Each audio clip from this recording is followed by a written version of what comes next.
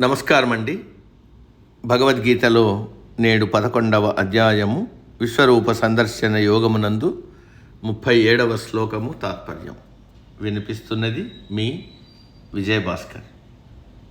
కస్మాచ్చతేన నమేరన్ మహాత్మన్ గరీయసే బ్రహ్మణోప్యాదికర్త్రే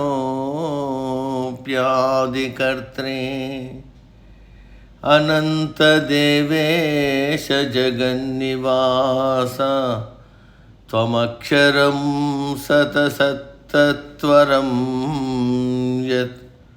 తాత్పర్యం: ఓ మహాత్మా, ఆది అంతములు లేనివాడా, దేవదేవ, ఈ జగత్తునకే ఆశ్రయుడైనవాడా, సత్కు అసత్కు పరమమైన అక్షరమైన పరబ్రహ్మ స్వరూపము కలవాడా, బ్రహ్మ కన్నా ముందు నుండి ఉన్నవాడా, నీవు అందరికంటే గొప్పవాడవు. అటువంటి నీవు ఎదురుగా కనపడితే, నీ విశ్వరూపం చూపిస్తుంటే సిద్ధ సంఘాలే కాదు, నేనే కాదు, ఎవరైనా సరే నీకు నమస్కరించకుండా ఎలా ఉండగలరు?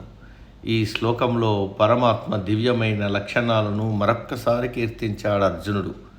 పరమాత్మ అందరికంటే శ్రేష్టమైనవాడు, ఆది పురుషుడు, బ్రహ్మ కంటే ముందు ఉన్నవాడు, ఆది అంతము లేనివాడు, దేవతలకు అధిపతి, ఈ సమస్త జగత్తుకు ఆశ్రయమైనవాడు, నాశనము మార్పు లేనివాడు, సత్ అసత్తుకు అతీతమైనవాడు, అంటే ఇక్కడ కార్యకారణములకు అతీతమైనవాడు అని అర్థం. ఇవన్నీ పరమాత్మ లక్షణాలు. ఇన్ని లక్షణాలు కల పరమాత్మ మనోనేత్రం ఎదురుగా సాక్షాత్కరిస్తే ఎవరైనా నమస్కరించకుండా ఎలా ఉండగలరు?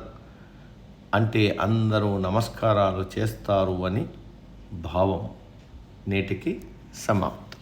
తదుపరి శ్లోకం రేపటి రోజు.